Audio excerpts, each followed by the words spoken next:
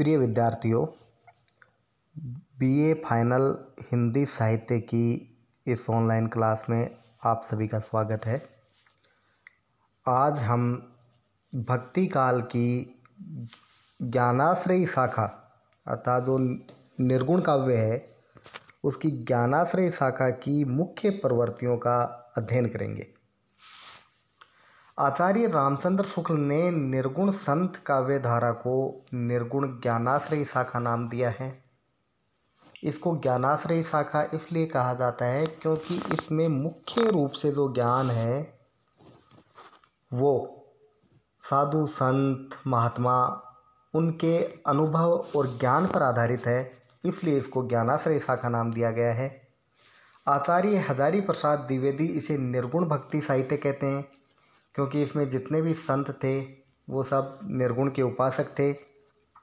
रामकुमार वर्मा इसे केवल संत काव्य के नाम से संबोधित करते हैं क्योंकि इसमें जितने भी जो सुधारक हुए हैं वो सारे के सारे संत या महात्मा हुए हैं, इसलिए देखा जाए तो तीनों के तीनों ही नाम तर्क संगत हैं। संत शब्द से आशय उस व्यक्ति से है जिसने सत्य अर्थात परम तत्व का साक्षात्कार कर लिया हो, जिसने वास्तविक सत्य को जान लिया हो।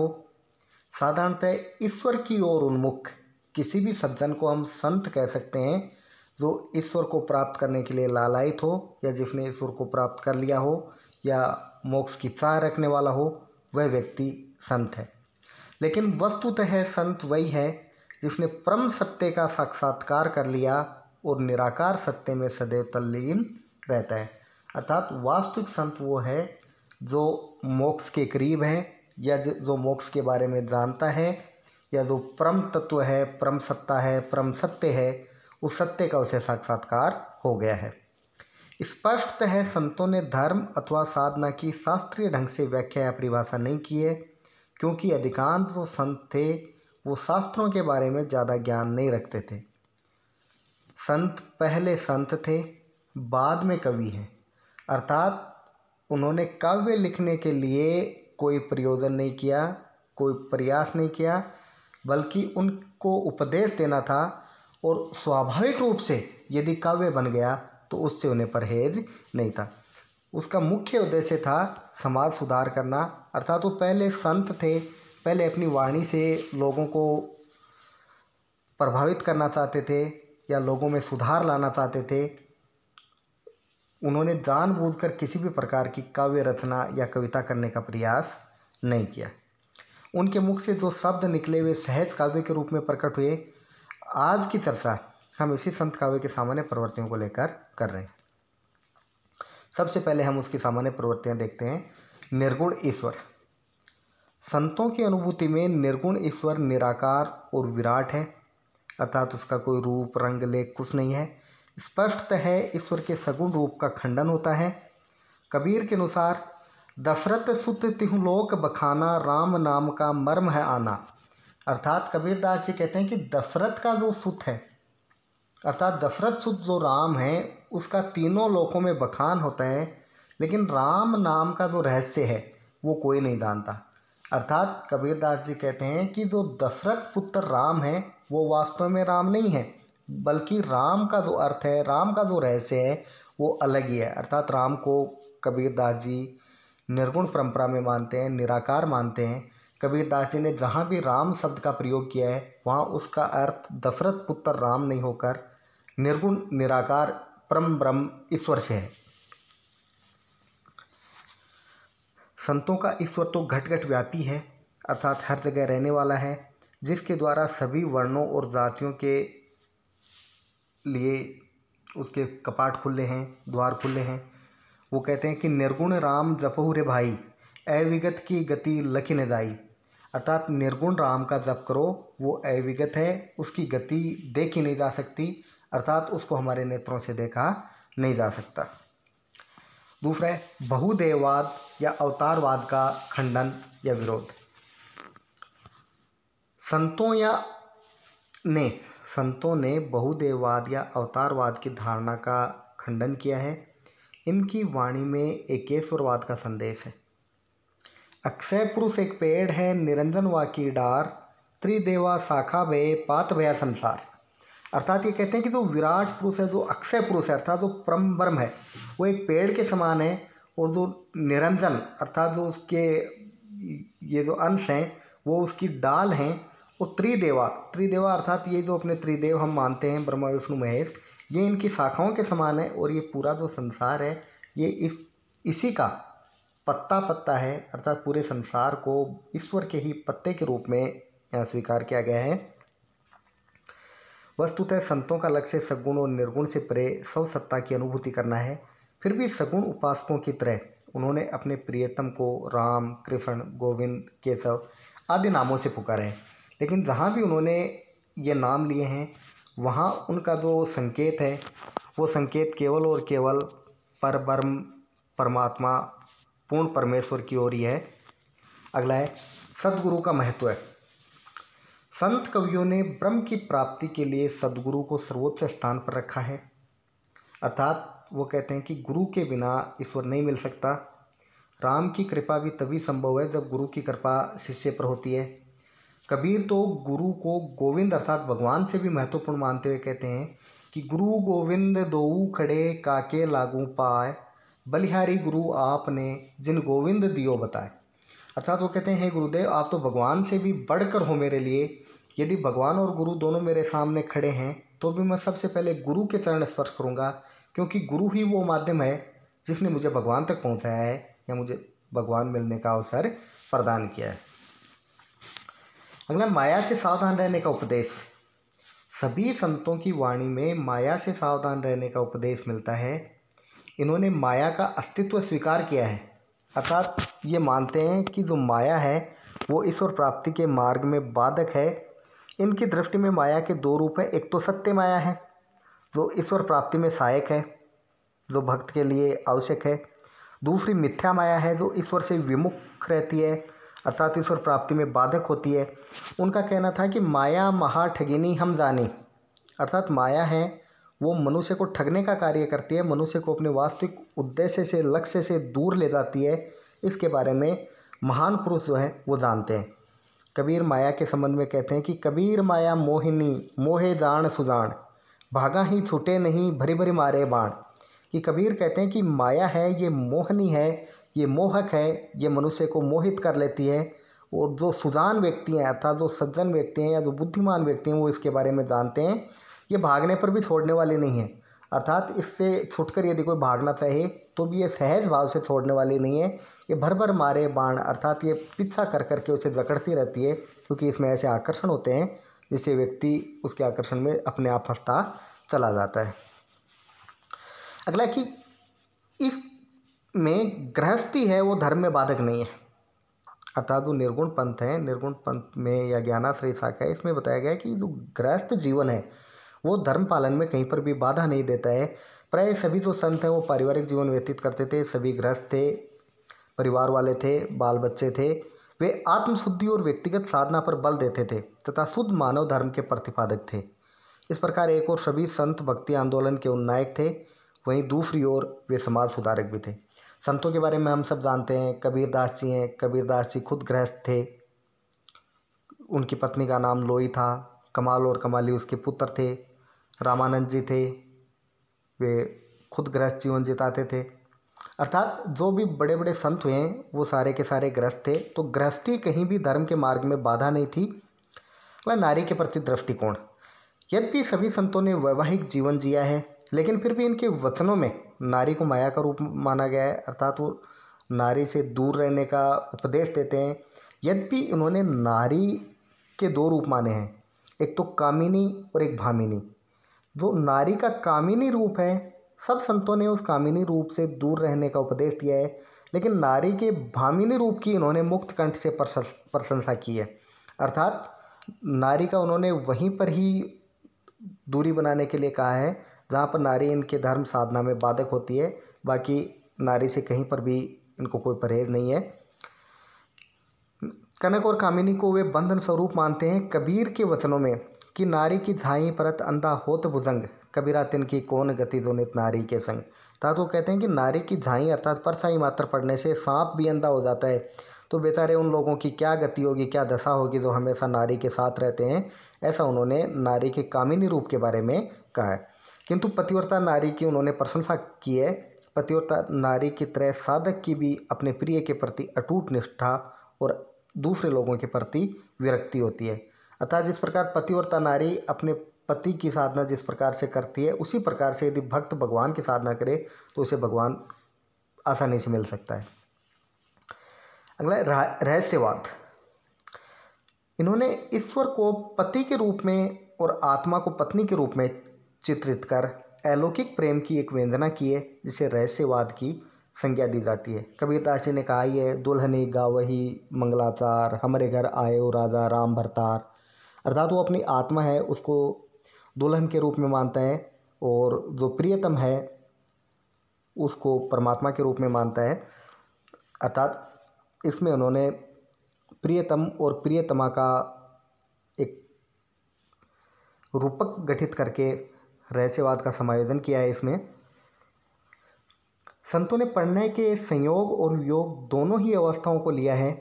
उनके विरह में मीरा की विरह जैसी विरह की वेदना भी है और कबीर आदि संतों ने विरहिणी आत्मा की विरह व्यथा की मार्मिक अभिवेदना की है।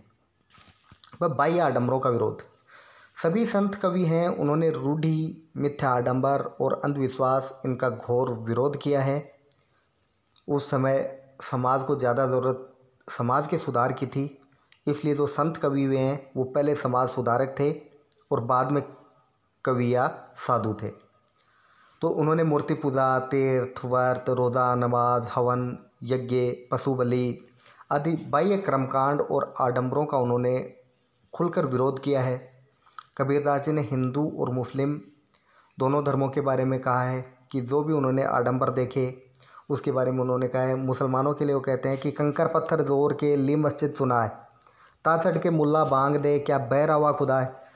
अर्थात उन्होंने कहा है कि आपने कंकर पत्थर जोड़कर मस्जिद सुनवा ली है, उसके ऊपर चढ़ के अजान लगाई जाती है, क्या खुदा बहरा हो गया है। अर्थात उसका कहने का मतलब है कि यदि भगवान वास्तव में है तब तो उसे मन से याद करोगे तो भी उसे आवाज़ सुनाई दे जाएगी, और यदि नहीं है तो फिर कितनी ऊंची चढ़ के आप आवाज़ लगाओ नहीं सुनेगा। ऐसा ही उन्होंने हिंदू धर्म पर भी बहुत सारे कटाक्ष किए उन्होंने। तो हमारी मूर्ति पूजा के विरोध में भी कबीरदास जी ने कहा था कि पाहन पूजे हरी मिले तो मैं पूजूं पहाड़, ताते या चाकी भली पीस खाए संसार। कि एक पत्थर को पूजने से यदि भगवान मिल सकता है तो मैं तो पर्वत की पूजा करूँगा, जिससे मुझे तो भगवान आसानी से मिल जाएगा।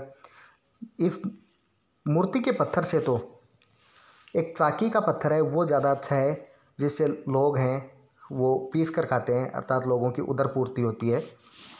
अगला, जाति पाति के भेदभाव से मुक्ति। सभी संत कवियों ने मनुष्य को समान माना है और कोई भी भगवान की प्राप्ति कर सकता है, कोई भी भक्ति कर सकता है। भक्ति को उन्होंने किसी वर्ण के लिए आरक्षित नहीं रखा है, जैसे पुराने टाइम में रहती थी कि शूद्र व्यक्ति को भक्ति करने का अधिकार नहीं था, वेद पढ़ने का अधिकार उसको नहीं दिया गया था। ऐसी चीज़ें इस धर्म में नहीं थी। अर्थात जो भक्ति काल की ये परंपरा है, निर्गुण परंपरा है, जो ज्ञानाश्रयी परंपरा है, इसमें इस तरह का कोई बंधन नहीं था। जाति पाति पूछे नहीं कोई, हरि को भजे सो हरि को होई, ऐसी भावना इस पंथ में थी। अर्थात जाति पाति को कोई नहीं पूछता, जो भगवान का भजन करेगा वही भगवान का प्रिय होगा। इस प्रकार जो ये साहित्य है वो लोक कल्याणकारी है, जनता का कल्याण करने वाला है। अब इसका प्रभाव, सिद्ध और नाथ पंथ के हठयोग, शंकराचार्य के अद्वैतवाद और सूफी कवियों की प्रेम साधना का प्रभाव ये संतों की वाणी में स्पष्ट रूप से दिखाई पड़ता है। अर्थात जो संत समाज है या जो संत साहित्य है, इसमें बहुत सी चीज़ें हैं वो आयातित हैं। अर्थात जो उस वक्त जितने भी पंथ वगैरह चल रहे थे, जितनी भी पद्धतियाँ चल रही थी, उन सब का थोड़ा बहुत असर इस संत साहित्य में देखने को मिल ही जाता है। अब पंथों का उदय, प्राय सभी जो संत हैं वो निम्न जातियों में पैदा हुए। उनके प्रभाववश उनके पीछे निम्न वर्ण के लोगों ने उनके नाम से अनेक पंथ चला दिए। जैसे कबीरदास जी के नाम से बाद में कबीर पंथ चला, दादू दयाल के नाम से दादू पंथ चला। इस प्रकार से बहुत से पंथ हैं वो इसके नाम से चलते गए। भजन और नाम स्मरण, संतों की वाणी में नाम स्मरण प्रभु मिलन का सर्वोत्तम मार्ग है। अर्थात जिसकी भी पूजा कर रहे हैं अर्थात जिस भी भगवान की आराधना कर रहे हैं उसका नाम स्मरण करना ही प्रभु के मिलने का सबसे बड़ा आधार माना गया है, रास्ता माना गया है। अब इनकी भाषा शैली हम देखते हैं। भाषा शैली के बारे में हम सब जानते हैं कि प्राय जितने भी जो संत थे वो अशिक्षित थे, ज़्यादा पढ़े लिखे नहीं थे, उनकी प्रॉपर तरीके से शिक्षा नहीं हो पाई थी, इसलिए वो बोलचाल की भाषा को ही अपनी अभिव्यक्ति का माध्यम बनाते थे, क्योंकि विधिवत रूप से उनकी जो शिक्षा है वो नहीं हो पाई थी। धर्म प्रचार के लिए वे भ्रमण करते रहते थे, घूमते रहते थे, जिस कारण उनकी भाषा में विभिन्न प्रांतीय शब्दों का भी प्रयोग हो गया, क्योंकि इनके द्वारा जो ज्ञान अर्जन किया गया था वो ज्ञान अर्जन सत्संगति और भ्रमण के द्वारा प्राप्त किया गया था, और इसलिए जहाँ भी गए वहाँ के शब्दों को इन्होंने अपनी भाषा में समाहित कर लिया। इन्हीं कारणों से इनकी जो भाषा है वो पंचमेल खिचड़ी या सधुकड़ी हो गई। पंचमेल का अर्थ है कि इसमें अनेक भाषाओं के 5 प्रकार की, जिस प्रकार अनाज मिलाकर हम खिचड़ी बनाते हैं, उसी प्रकार से इनकी भाषा है वो भी कोई एक भाषा से संबंधित नहीं रहकर अनेक भाषाओं का समूह बनकर रह गई। इसलिए आचार्य श्याम सुंदर दास ने इसे पंचमेल खिचड़ी कहा है, और आचार्य शुक्ल ने इनकी भाषा को सधुकड़ी नाम दिया है, अर्थात साधुओं की जैसी बोली। जिस प्रकार साधु बोलते हैं वैसी ही बोली इस संत साहित्य के समस्त कवियों, साधुओं और सज्जनों की थी। इनमें मुख्य रूप से अवधी, ब्रज, खड़ी बोली, पूर्वी हिंदी, फारसी, अरबी, संस्कृत, राजस्थानी और पंजाबी भाषाओं का मेल था। साथ ही प्रतीकों और उलटवासियों की शैलियों का भी इन्होंने बहुत प्रयोग किया, जिसमें भाषा की कठिनाई थोड़ी सी बढ़ती गई। और संत काव्य हैं वो मुख्य रूप से मुक्तक रूप में मिलते हैं, क्योंकि प्रबंध काव्य लिखने जितनी न तो उनमें योग्यता थी और न ही उसका उतना शैक्षणिक स्तर था, इसलिए जो भी काव्य मिलता है वो मुक्तक के रूप में ही अधिक प्राप्त होता है। संतों के शब्द गीति काव्य के सभी तत्वों जैसे भावात्मकता, संगीतात्मकता, संक्षिप्तता, व्यक्तिकता आदि से युक्त हैं, अर्थात उनके काव्य में गीतों की प्रधानता थी। उपदेशात्मक पदों में माधुर्य के स्थान पर बौद्धिकता अवश्य है, अर्थात जो उपदेश देते हैं उसमें मधुरता उतनी नहीं है, लेकिन बौद्धिकता का समावेश बहुत ज़्यादा है। इन्होंने साखी, दोहा और चौपाई शैली का प्रयोग किया है। उनकी जो शैली है उसमें दोहा, चौपाई और साखी यही मुख्य रूप से हैं। अगला छंद। संतों ने अधिकतर सधुकड़ी प्रकार के छंद का प्रयोग किया गया है, अर्थात उसका कोई निश्चित छंद नहीं था। इनमें साखी और शबद प्रमुख हैं। साखी दोहा छंद है, जबकि शबद है वो पदों का वाचक है, अर्थात जो गेय पद हैं वो ही उनके शब्द हैं। संतों के शब्द राग रागिनियों में गाए जा सकते हैं, अर्थात उसे गीत की तरह हम गा सकते हैं। कबीर ने इनके अलावा रमैनी का भी प्रयोग किया है, जिसमें 7 चौपाइयों के बाद एक दोहा आता है। जिस प्रकार हम जो सूफी काव्य में देखते हैं तो सूफी काव्य की तरह ही इन्होंने 7 चौपाइयों के बाद में एक दोहे का क्रम रखा है। इसके अतिरिक्त चौपाई, कवित, सवैया, वसंत आदि छंदों का भी इन्होंने प्रयोग खूब किया है। अब है अलंकार प्रयोग। संतों की वाणी है वो सहज है, उन्होंने जानबूझकर किसी अलंकार का प्रयोग करने की कोई कोशिश नहीं की। सहज रूप से यदि उनके काव्य में अलंकार आ गए हैं तो जानबूझकर उन्होंने अपने काव्य को अलंकार से मुक्त रखने की चेष्टा भी नहीं की। वह कोई साहित्यिक चेष्टा का परिणाम नहीं है, फिर भी उसमें स्वतः अलंकार योजना हो गई है। उपमा, रूपक ये संतों के प्रिय अलंकार रहे हैं। इनके अतिरिक्त विशेषोक्ति, विरोधाभास, अनुप्रास, यमक आदि का प्रयोग भी इनकी वाणी में यथार्थतर मिल जाता है। उदाहरणार्थ देखिए, एक कबीर का एक पद है, पानी केरा बुदबुदा आसमानुस की जात, देखती छिप जाएगा जो तारा प्रभात। उपमा अलंकार का सुंदर प्रयोग है कि मनुष्य है वो पानी के बुदबुदे के समान है। मनुष्य को किसकी उपमा दी गई है? पानी के बुदबुदे की। देखती छिप जाएगा जो तारा प्रभात, अर्थात जिस प्रकार प्रातः काल होते ही तारे छिप जाते हैं, वैसे थोड़ी सी देर में मनुष्य का जो जीवन है वो समाप्त हो जाएगा, अर्थात बहुत अल्प काल का जीवन है मनुष्य का, क्षण भंगुर है। तो ये उपमा अलंकार के द्वारा बताया गया है। रूपक का उदाहरण देखते हैं, नैनन की करी कोठरी पुतली पलंग बिछाए, पलकों की चिक डारी के पिए को लिया रहता है। तो यहाँ नैन को कोठरी का रूपक बताया गया है, पलंग को पुतली का और पलक को चिक का। तो इस प्रकार अलग अलग रूपक यहाँ इस काव्य में प्रयुक्त किए गए हैं। तो बहुत ही सुंदर अलंकारों का प्रयोग इसमें किया गया है। अब हम देखते हैं रस योजना। संत काव्य में भक्ति परक उक्तियों में मुख्यतः शांत रस का प्रयोग हुआ है, क्योंकि जो भक्ति है, भक्ति में विशेष तौर से शांत रस ही होता है। ईश्वर भक्ति एवं संसार विमुक्ता का भाव होने के कारण इनका स्थायी भाव निर्वेद है।